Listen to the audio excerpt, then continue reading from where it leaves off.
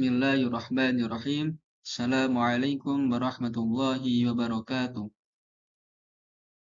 Baik, anak-anak, kita akan mempelajari materi selanjutnya pada mata pelajaran fikih mengenai ketentuan haji dan tata cara pelaksanaannya. Pada pertemuan kali ini kita akan membahas mengenai rukun haji, wajib haji, termasuk juga dam atau denda yang harus dibayarkan oleh orang yang berhaji. Untuk lebih memahami mengenai materi kali ini, simaklah videonya secara baik-baik. Pokok pembahasan yang pertama mengenai rukun haji, yang kedua wajib haji, yang ketiga sunnah haji, yang keempat larangan haji, kemudian yang kelima cara berhaji, dan yang terakhir adalah dam atau denda. Yang pertama adalah rukun-rukun haji. Rukun haji itu ada 6. Yang pertama adalah ihram. Ihram adalah berniat memulai melakukan ibadah haji dengan menggunakan pakaian ihram yang terdiri atas 2 helai kain putih yang tidak berjahit bagi laki-laki. Kalau pakaian ihram bagi perempuan adalah menutup seluruh tubuhnya kecuali muka dan telapak tangan. Adapun niat daripada ihram haji ialah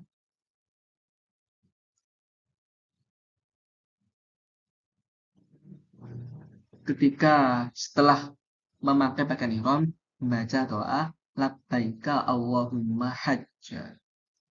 Aku penuhi panggilanmu untuk berhaji. Kemudian setelah itu dilanjutkan berniat haji. Nawaitul hajja wa ahramtu bihi billahi ta'ala. Artinya, aku niat haji dengan berihram karena Allah Ta'ala. Setelah ihram, rukun yang kedua adalah wukuf. Wukuf di Padang Arafah. Wukuf dilaksanakan pada tanggal 9 Dzulhijjah, yaitu sejak saat matahari tergelincir tanggal 9 Dzulhijjah hari Arafah sampai terbit fajar Yaumun Nahr atau tanggal 10 Dzulhijjah. Yang ketiga rukunnya adalah tawaf.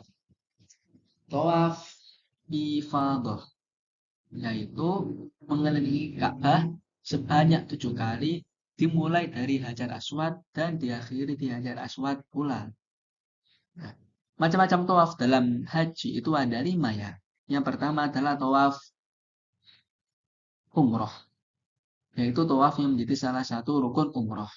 Nah, itu satu rangkaian dalam ibadah haji ya. Kemudian tawaf ifadah. Nah, ini adalah tawaf yang termasuk rukun haji, yaitu tawaf yang menjadi salah satu rukun haji dan dikerjakan sesudah jumroh aqabah. Kemudian yang ketiga tawaf kudum. Tawaf ketika pertama kali masuk ke kota Mekah. Hukumnya sunnah. Tawaf wada, yaitu tawaf ketika akan meninggalkan kota Mekah. Ini bukan sunnah tapi wajib haji, bukan rukun haji ya. Wajib haji. Ada beda antara wajib dan rukun. Kita sekarang membahas mengenai rukun. Yang terakhir tawaf sunnah. Tawaf yang dikerjakan sewaktu-waktu, baik itu di luar haji maupun di dalam rangkaian ibadah haji, selain tawaf ifadah. Yang keempat rukunnya adalah sa'i. Sa'i berlari kecil dari Bukit Sofa ke Bukit Marwah. Dimulai dari Bukit Sofa dan diakhiri di Bukit Marwah sebanyak 7 kali. Yang kelima tahallul, yaitu mencukur rambut. Paling sedikit adalah beberapa helai. Ada yang mengatakan 3 helai itu sudah cukup, akan tetapi yang lebih afdal bagi yang laki-laki digundul, dibotak. Yang terakhir tertib, yaitu berurutan. Tidak boleh rukun yang pertama ditaruh di yang terakhir, tidak boleh, harus urut. Jadi tertib itu harus urut, mulai dari ihram, wukuf, tawaf, sa'i, tahallul, itu harus urut. Nah, jadi rukun haji ada 6. Yang pertama ihram, kedua wukuf, ketiga tawaf ifadah, yang keempat sa'i, yang kelima tahallul, dan yang terakhir adalah tertib. Nah, kemudian ada wajib haji. Yang pertama adalah ihram dari mikot, yaitu ketika kalian memakai pakaian ihram dan berniat untuk melaksanakan ibadah haji dilaksanakan di mikot yang telah ditentukan. Nah, mikot itu ada dua macam, yaitu mikot zamani dan mikot makani. Mikot zamani yaitu adalah ketentuan batas berdasarkan waktu dari awal bulan Syawal sampai terbit fajar bulan 10 tanggal 10 Dzulhijjah. Mikot makani yaitu ketentuan batas tempat, yaitu ketika kalian memakai pakaian ihram dan berniat untuk haji, maka harus dilaksanakan pada bulan-bulan haji, yaitu bulan Syawal, Dzulqa'dah, dan Dzulhijjah. Antara bulan-bulan itu dan juga berada di tempat yang telah ditentukan. Yang pertama yaitu Dzulhulaifah atau Bir Ali bagi jamaah haji yang datang dari arah Madinah. Yaitu bagi orang-orang yang di sekitar Madinah, maka mikotnya mulainya memakai pakaian ihram dan berniat untuk haji ketika berada di Dzulhulaifah. Kemudian yang kedua, Juhfah atau Robih, yaitu jamaah haji yang datang dari arah Syria dan Mesir. Yang ketiga, Qornul Manazil, bagi jamaah haji yang datang dari Najd. Yang keempat, Yalamlam, bagi jamaah yang datang dari arah Yaman dan Indonesia. Dan yang terakhir, Rizatul Irpin, bagi jamaah yang datang dari arah Irak. Kemudian yang kedua adalah mabit di Mudhalifah pada tanggal 10 Dzulhijjah. Yang ketiga melempar jumroh Aqobah pada tanggal 10 Dzulhijjah. Yang keempat melempar 3 jumroh ula, wusqa, dan Aqobah sebanyak 7 kali lemparan dengan menggunakan batu kerikil pada tanggal 11, 12, dan 13 Dzulhijjah. Kemudian bermalam atau mabit di Mina, tawaf wada, tawaf perpisahan, tawaf terakhir kali ketika akan meninggalkan kota Mekah, dan yang terakhir adalah menjauhkan diri dari segala larangan ibadah haji. Perbedaan antara rukun dan wajib haji adalah ketika kalian meninggalkan salah satu rukun, maka ibadah haji kalian tidak sah dan harus mengulangi lagi. Kalau wajib haji tidak dilaksanakan, maka ibadah hajinya tetap sah, tetapi membayar dam atau denda.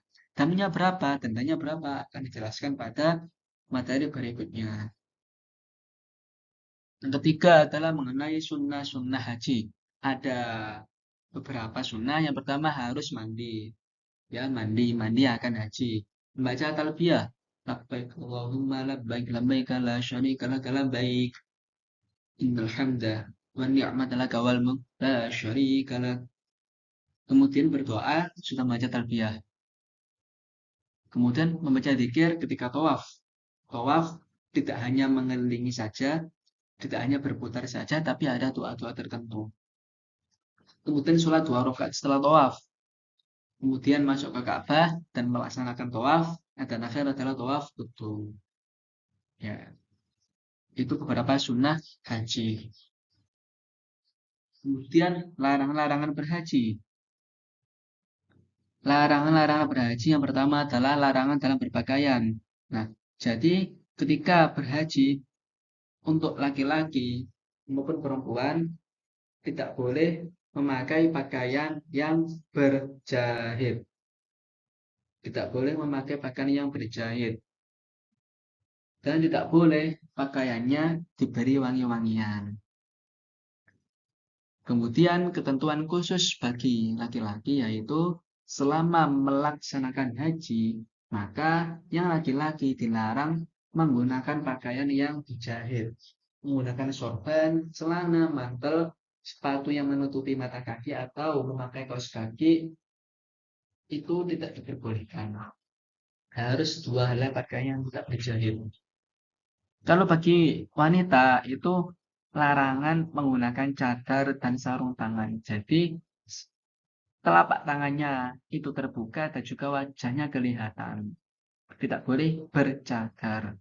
Yang kedua adalah larangan bersetubuh, berbuat fasik dan berbantah-bantahan. Jelas selama berhaji kalian, ananda sekalian harus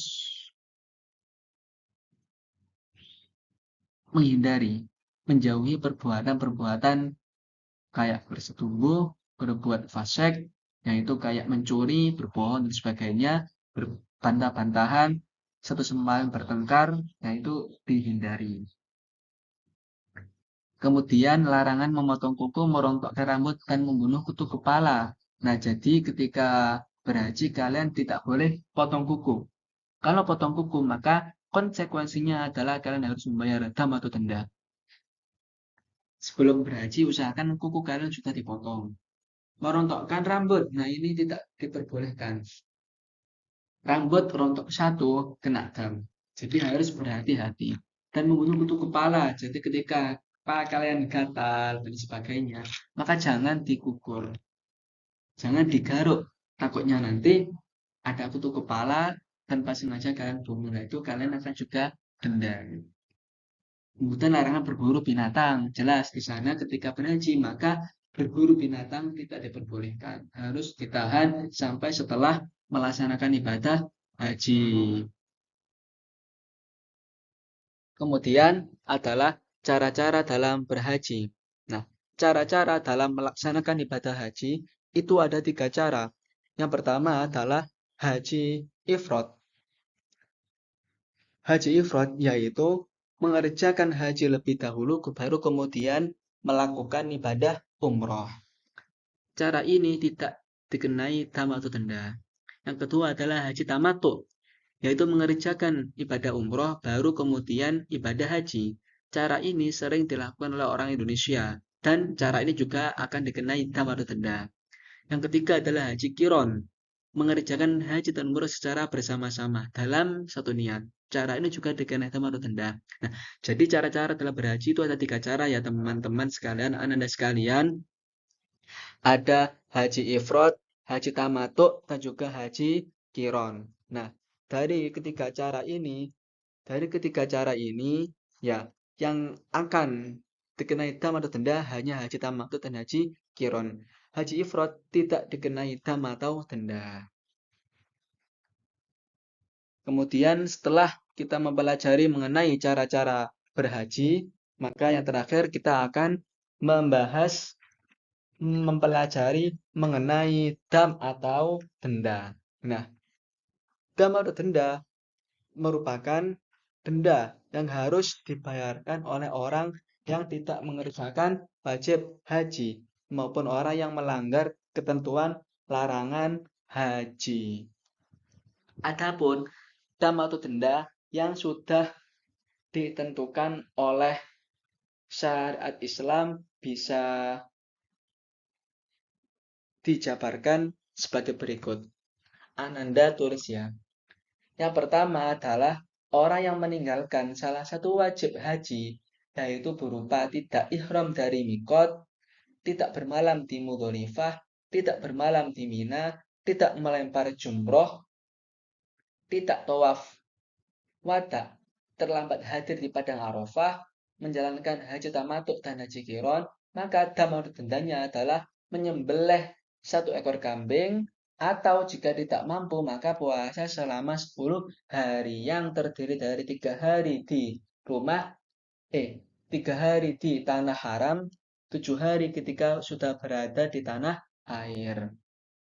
Yang kedua, pelanggaran. Orang yang melanggar salah satu larangan ihram, yaitu ketika ada orang yang memakai pakaian berjahit bagi laki-laki, memakai tutup muka atau pakaian kaos tangan bagi wanita, mencukur rambut, memotong kuku, dan memakai wangi-wangian, maka dam atau dendanya adalah menyembelih 1 ekor kambing. Jika tidak mampu, maka puasa 3 hari. Baik itu ketika di tanah suci maupun ketika sudah pulang ke tanah air. Atau jika tidak mampu, maka bersedekah 3 sok kepada 6 fakir miskin selama 3 hari berturut-turut. Yang ketiga, orang yang memburu binatang atau membunuh di tanah haram, di tanah suci, maka dendanya adalah memotong hewan yang semisalnya atau sedekah seharga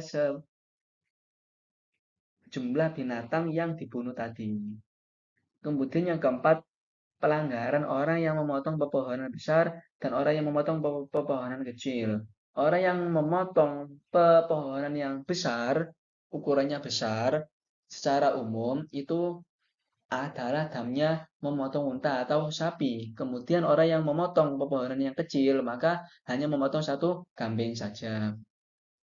Yang kelima, pelanggaran orang yang melakukan hubungan suami istri atau melakukan hubungan badan. Jika dilakukan sebelum tahalul yang awal, maka hajinya batal.